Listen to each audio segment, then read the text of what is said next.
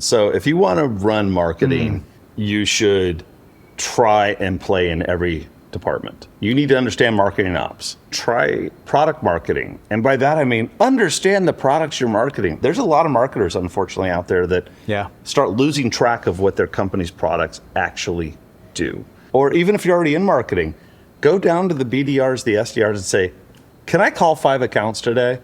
I want to try the cadence that I've given you. But once you build up enough of that experience and know where it's tied together, that's when your opportunities will start coming into play. All right, I have Erik Charles here with me on an episode of Master SaaS Live. Erik is the Vice President of Global Marketing for Xactly, and he also happens to be the Chief Evangelist. Erik, thank you so much for coming on. Thanks for inviting me over. I appreciate it. I've enjoyed watching these before, and now I get to finally be on one. Exactly. Now we're here. So for those that are watching and they might not know what Xactly is or what exactly you do as a Chief Evangelist and a Vice President of Global Marketing, maybe start off and share a little bit of something. So if you would have asked me 13 years ago when I joined the company, I'd say, we have an incentive compensation engine, a fantastic engine for calculating sales commissions. Then 11 years ago, I'd say, I've got an incentive compensation engine that also has the best database of insights and benchmarks of pay and performance across sales organizations. And then go back, as I keep on shortening up to today, then I say, we also will help you build your sales territories. Oh, we'll also do bonus plans, KPIs, and objectives. Oh, we'll also help you do a capacity plan for your sales team. We'll look at all of your past performance across places and help you figure out where you should put the reps and how many reps you need to hit your revenue goal. Yeah. We do prediction, we do performance, we do planning. We wrap that up into, I'm a marketer, intelligent revenue platform. But really it's that across that spectrum of the sales team. Yeah. Sounds like everything that a sales team would need, you could potentially do through Xactly. Yeah. And for that, I, as of the end of December, I own all of marketing. Okay. So I own global marketing for the company. Prior to this, I was actually in Tokyo, Japan, where I helped open up our new office, hired a team out there, got our first few customers, and then I came back to headquarters now to run the full marketing team. So let's jump right into it. One of the first questions we like to ask is, what is a crazy marketing campaign or tactic you tried that ended up surprising you? When the iPad first came out, I emailed very nice iPad covers to a bunch of top prospects and said, if you take the meeting, we'll bring the iPad to put in this. Ooh. And that actually built a ton of pipeline, high-end pipeline that we ended up closing. That's fantastic. I like that. I've never heard of that. So it's a gift that fulfills itself if they actually book the meeting. Correct. Brilliant. Now, if they already had the iPad, then they got a free cover from me, I'll admit. So. Exactly. Yeah. A risk you're willing to take. I feel like it's a very exciting time to be in marketing. I think traditionally, maybe marketing has been seen as sales assistant, right? Hey, we need emails to go outbound to, or we need a pretty slide deck. I feel like it's becoming much more strategic. We're seeing marketing leaders tie themselves to revenue. I'm curious from your perspective, Erik, where do you think marketing can have the biggest impact in today's market? So I like the sales assistant. At one point, early in my career, I used to, when I worked in product marketing, my statement was, I'm your caddy. I've got this situation. Here you go. This is the club you need. Yeah. But nowadays I see my job is to drive the ball as close to the green as possible. And then sales, goes and closes it. So that role is important, but the exciting thing about it is now, though, with all the technology out there, intent data, persona data, coming together, we've almost got a dashboard of intel that can help understand what should be done, because the sales team is out in the field and they've got their own challenges. Yeah.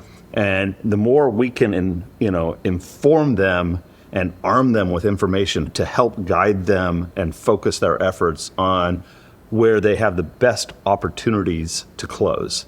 They're still the closers. I'm not a closer. I'm not in sales anymore. Yeah. So their job is to close. If I can say, but if you're going to spend your time over this week or this month, here's where we see the data pointing you towards. And also, by the way, here's some holes. Yeah, this is fascinating. Because on one side, and you mentioned your dashboard, and I want to get into that now, What does Erik's dashboard look like, knowing that revenue is a lagging indicator, right? You're trying to drive it, but are there certain leading indicators, operational indicators that you're looking at to say, hey, we're on the right path? I open up Salesforce, and I have a dashboard that has inquiries, leads, contacts, new. This is all new. Net new, okay. To MQLs, to SALs, to SQLs. So marketing qualified leads, ooh, we like it. Sales, we like it too.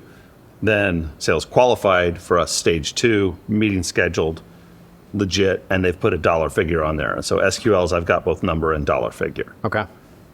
Then that I break down into each one of those for my 3 customer segments that we go after. Okay. And for, is this one of my planning products, one of my forecasting products, or my incent product line? Okay. And then I just look for holes in all of that. And then after I'm done looking at that, I flip over to now my own tool, forecasting tool, and that shows me every deal currently in play, what stage it's at, what it's missing, has it moved, has the value changed, has been pushed, and a bit of Flowlytics basically that shows me where the full pipeline is going. Yeah. Marketing can be doing great, but if sales isn't closing, sooner or later I'm going to get that, hey, can you spend a little less? Or hey, you're not giving them enough things to do. So I keep a tight eye on what's about, not in the terms of a leading or lagging indicator. I try to catch it before then. Yeah. But I still want to see where even the quarter's going and the year is going and how many things are moving around up and down the pipeline. This is a fantastic dashboard. I love the way you're looking at it. It's so refreshing, too, to hear you say you're tracking it all the way through so you can be that better caddy to the sales team. I'm curious on that last point you mentioned, if maybe sales isn't doing their part. What does that conversation look like? Are you bringing it up? Are you saying, hey, I noticed conversion stages here. What's going on? I try to say, hey, I noticed that you don't have anybody finance involved in this particular deal. Is that not been tagged, or do you need it? Do you know I've got an economic value report that you can send over? So I'll try to remind them of tools if I see that type of a hole. Okay. Or I'll say, hey, we just had a webinar, and I noticed that this number of leads have not been touched yet. Is there something going on there? Do you not like them? You've got to have that conversation with sales. I mean, I hate it when I see marketing in a completely different side of the house than sales. I will grab my laptop and sit with the BDRs and SDRs while they're cold calling. And then if I hear something, I'll try and say, oh, you're doing follow-up from this campaign of ours. Got 5 minutes? Let me refresh you on the briefing for this campaign, because you might not, by the time you got the briefing, by the time it went from what I spoke on the webinar or somebody else spoke on in the webinar to the short write-up to then your cold call cadence and email, I think we lost a little bit in translation. So let me just refresh that. What I'm hearing is you're almost taking a page out of sales, and you're seeking to understand before being understood, and saying, hey, and coming to them and saying, this is what I've done. Help me understand. Is there a gap I'm missing? This is great. For those marketers that maybe are aspiring to be a VP of marketing or a chief evangelist or a CMO, what advice would you give them? All right, so that's 3 different questions. So if you want to run marketing, you should try and play in every department. You need to understand marketing ops. Okay. You can't be in marketing without understanding the technology we use for stalking, tracking, measuring, managing. Okay.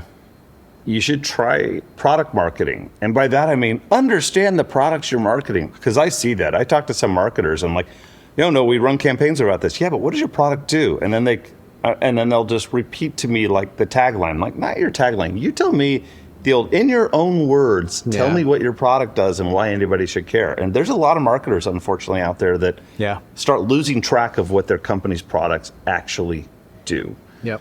I also say if you want to get started in marketing, try sales for a bit. Pick up a phone. Or even if you're already in marketing, go down to the BDRs, the SDRs, and say, can I call 5 accounts today? I want to try the cadence that I've given you. I just need to see what it's like. I want to see what your life is like. Go on a sales call. In this era of Zoom, there's no excuse not to be able to dial in and just sit in on a sales call and hear what their life is where you think you know more than sales. But once you build up enough of that experience and know where it's tied together, that's when your opportunities will start coming into play to move on up the food chain. Now, chief evangelist is a different one. Yeah, that's true. Take an improv class. Ooh. That's where you get started, because you are working a stage. You are working a crowd. You are looking people in the eyes. You're trying to see, you say something, did the person move? Do they perk up a little bit, or are they all staring at their phones? And an improv class is a great place to practice your patter, because you might find that you need to switch around. And a few years, actually, I was here in Austin. I was here, and I was on the road doing a road show, and walked into the room, and it was a small thing. I was there with a partner, and he had just written a book, and then he was pitching his book, and then I was pitching, our software really, but some of the learnings from our software. And it goes, he finishes his, and there's this zzzt, and some construction guys had cut the cables to the overhead projector. So projector's gone. I've got an audience full of people, and my laptop is nothing. And I just had to straighten up and deliver my entire talk with no notes and no slides. Yeah. He told me, I've listened to you so many times, that was the best presentation you've ever given. Wow. Because you didn't rely on the slides, you didn't clutch to the slides, you didn't read slides, you just went straight in and told the story. Yeah. And if you can do that, that's when you start becoming a spokesperson for your company, and you can go up to be that evangelist person. You truly know it, you believe it, and you can talk about it in any situation.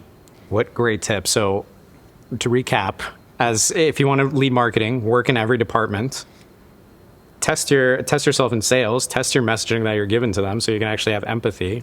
And then lastly, if you want to be the chief evangelist, take an improv class. Yeah. Fantastic tips. Erik, this has been such a fun conversation. I love the stories. I love the advice. Thank you so much for hopping by on Master SaaS Live. Thank you very much.